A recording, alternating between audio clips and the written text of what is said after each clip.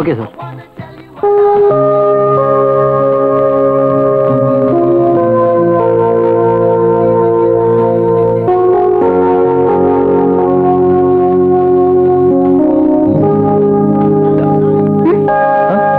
ஏதாவது சொன்னீங்களா? இல்லையே.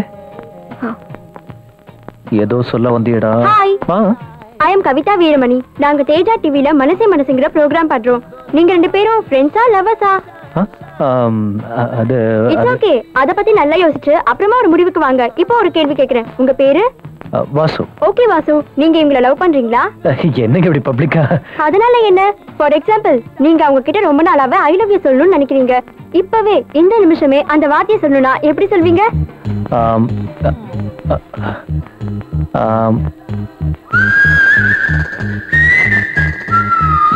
நீ என்ன உண்மையிலேயே விரும்புறதா இருந்தா இந்த பூ உன் தலையில வச்சுக்க. அப்படி விருப்பம் இல்லைன்னா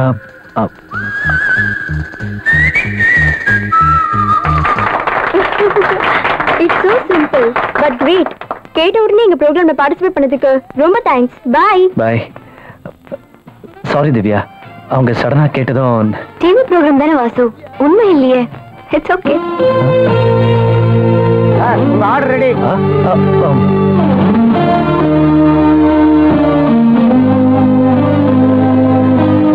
என்ன வாசு இப்படி சொல்லிட்டா? அப்படின்னா அவ உன்னை விரும்பலையா?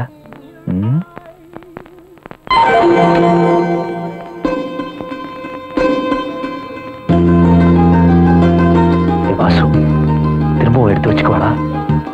Okay. Oh God.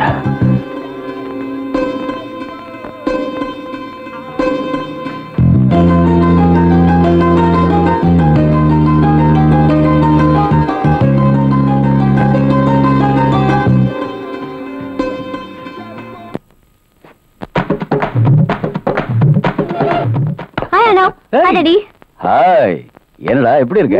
I'm fine. ஆமா, ஏர்போர்ட்டுக்கு ஏன் வரல? ஆண்டி தான் வரவேணாம்னு சொல்லிட்டாங்க. ஏன்?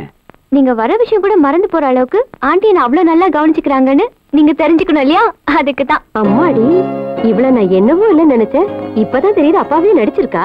இப்ப புரிஞ்சுக்கிட்டீங்களா? இவ தொல்லை தாங்க முடியாம தான் இவளை உங்க வீட்டுக்கு அனுப்பி வச்சேன். என்னன்னா இந்தியா அப்படி இருக்கு? சூப்பரா இருக்கு.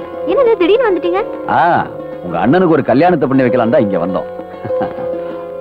நாங்க வந்ததுல உனக்கு ப்ராப்ளம்னா சொல்லுமா, நாங்க போயிடுறோம். அவன் கல்யாணம் பண்ணிக்கிறதுல எனக்கு என்ன ப்ராப்ளம்? இவனை கட்டிக்கிறவள கேட்கணும். பதில் சொல்லு. 1 minute. ஏண்டா, எல்லாரும் முதல்ல பொண்ணுக்கு தான் கல்யாணம் பண்ணி வைப்பாங்க. நீ என்னடா பையனுக்கு கல்யாணம் பண்றன்ற? ஆல்ரெடி மாப்பிள்ளை பார்த்து தாண்டா வந்திருக்கோம். இந்த பையனுக்கும் ஒரு இடம் முடிவாயிடுச்சுன்னா 2 கல்யாணத்தையும் ஒரே தேதியில ஒரே மண்டபத்தில் வச்சலான்னு தான். ஓ, நல்ல ஐடியா. ஆமா.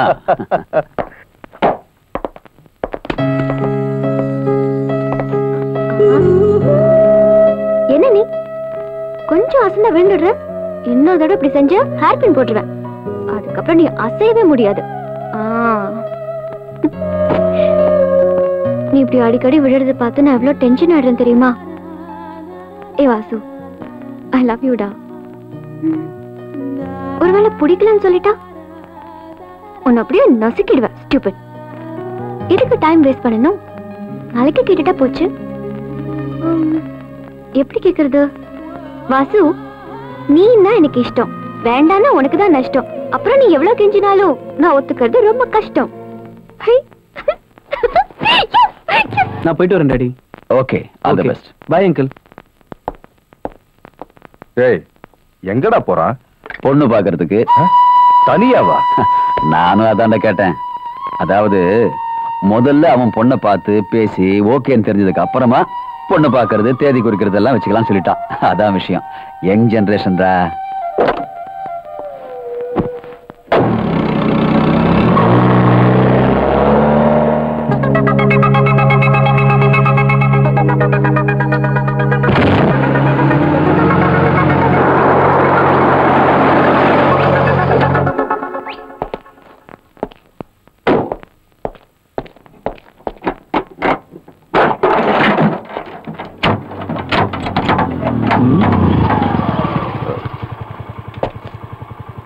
Hello sir, fan bell slip ஆயிருக்கும் பாருங்க. தேங்க்ஸ். ஆமா, இது எப்படி உங்களுக்கு தெரியும்? இது எங்க கார் தான் சார். நீங்க கோபால் சாரோட பெரிய பையன். வாசு? எஸ். ஓ, உங்களை பத்தி என் தங்கச்சி நிறைய சொல்லியிருக்கா. பேடா இல்ல, நல்ல விதமா. எங்க போறீங்க? பொண்ணு பார்க்க. பொண்ணா? இந்த பக்கம் காலேஜ் எதுவும் இல்லையே. அட நீங்க வேற, பொண்ணு பார்க்க போறேன். பொண்ணு பார்க்கவா? ஏன் ஷாக் ஆயிட்டீங்க? ஆஸ்திரேலியால பிறந்து வளர்ந்தவரு, அங்கேயே ஒரு பொண்ணை பார்த்து மேரேஜ் பண்ணிருக்கலாமேன்னு கேட்டேன். அப்கோர்ஸ் செஞ்சிருக்கலாம். ஆனா நாம எதிர்பார்க்கிற மாதிரி, ஐ மீன் அடக்கொடுக்கமா பொண்ணு கிடைக்கணும்ல. அதாவது உங்களுக்கு வரப்போற மனைவி நீங்க எது சொன்னாலும் பேசாம இருக்கணும். நோ நோ, நான் அதை சொல்லல.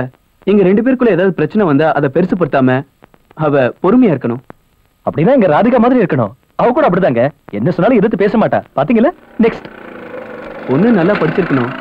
ராதி 2 தடவை கோல்டு மெடல் வாங்கிருக்கா தெரியுமா? நெக்ஸ்ட். இன்னும் நிறைய இருக்கு, அதை எப்படி சொல்றது? ஏங்க கூச்சப்படுறீங்க? சிம்பிளா இங்க ராதி மாதிரி பொண்ணு வேணும்னு சொல்லுங்க. உங்க தங்கச்சி மாதிரி இல்ல, உங்க தங்கச்சியே தான். ஏதாவது ப்ராப்ளமா? உங்க தங்கச்சி நான் பொருத்தம் இல்லையா? தேங்க்ஸ் விக்னேஷ். என் தங்கச்சிக்கு உங்களை மாதிரி ஹஸ்பண்ட் அமையணும்னு நான் கனவு கண்டேன். என் தங்கனா எனக்கு உயிர். ஆனா ஒரு அண்ணனா உங்ககிட்ட எப்படி பேசுறதுன்னு தெரியல. நீங்க இவ்வளவு சீக்கிரம் ஒத்துக்குவீங்கன்னு. தேங்க்ஸ். நோ, ராதிகா மாதிரி ஒரு பொண்ணு கிடைக்கிறது எனக்கு பெருமைதான். பட் இந்த ப்ரொபோசலுக்கு அதை ஒத்துக்குமா? கொஞ்சம் கஷ்டம்தான். அதை என்கிட்ட விட்டுருங்க, என் பேச்ச மறக்க மாட்டேன். ஆனா டேடி கிட்ட மட்டும் நீங்க தான் பேசணும். அதை நான் பாத்துக்கிறேன். இன்னைக்கு என் லைஃப்ல மறக்க முடியாத நாள். It's most happiest day in my life. நான் இந்த உலகத்துல யாருக்காவது நன்றி கடன் பட்டிருக்கேன், அது உங்களுக்கு தான் விக்னேஷ். தேங்க்ஸ். நான் சொன்ன கத்தியால குத்திக்கவும் ரெடியா இருப்பீங்க போல இருக்கு. உங்ககிட்ட கத்தி இருக்கா? கத்தியா? It's okay Vasu. உங்க கல்யாணம் எப்போ? முதல்ல என் தங்கச்சி கல்யாணம் முடியட்டும் சார். அப்படின்னா நீங்க நல்ல அண்ணன், நான் கெட்ட அண்ணனா? எப்படி சொல்றீங்க? இப்போ என் திவ்யா கல்யாணம் பண்ணதானே நான் பண்ணிக்க முடியும். திவ்யாக்கு என்னங்க தங்கமான புருஷன் கிடைப்பா? கிடைச்சான், ஆனா அவதான் ஒத்துக்கல. ஆமா வாசு, மனோகர் என் பெஸ்ட் ஃப்ரெண்டு. அவன் கல்கட்டால இருக்கான். திவ்யா அவன் போட்டோவை பார்த்தா உடனே ஓகேன்னு சொல்லிட்டா. ஆனா இப்ப என்னவோ முடியாதுன்னு சொல்றா. நோன்னு சொல்றது ரொம்ப ஈஸி. ஆனா அந்த மாதிரி ஒரு நல்ல சம்பந்தம் கிடைக்கிறது கஷ்டம் இல்லையா? ஏன்னா மனோகரை பத்தி எனக்கு ரொம்ப நல்லா தெரியும். படிப்புல, அழகுல, ஆஸ்தி அந்தஸ்துல அவனுக்கு இனியா யாருமே கிடையாது. உண்மையிலேயே அப்படி ஒரு பையன் கிடைக்கிறதுக்கு கொடுத்து வச்சிருக்கணும். இதெல்லாம் எதுக்காக நான் உங்ககிட்ட சொல்றேன்னா, உன் தங்கச்சிக்கு நான் பொருத்தமானவன் நீ எப்படி நினைக்கிறியோ, என் தங்கச்சிக்கு அவன் பொருத்தமானவன்னு நானும் நினைக்கிறேன். ஒரு அண்ணன் ஸ்தானத்துல உன்னை என்னால புரிஞ்சுக்க முடியுது.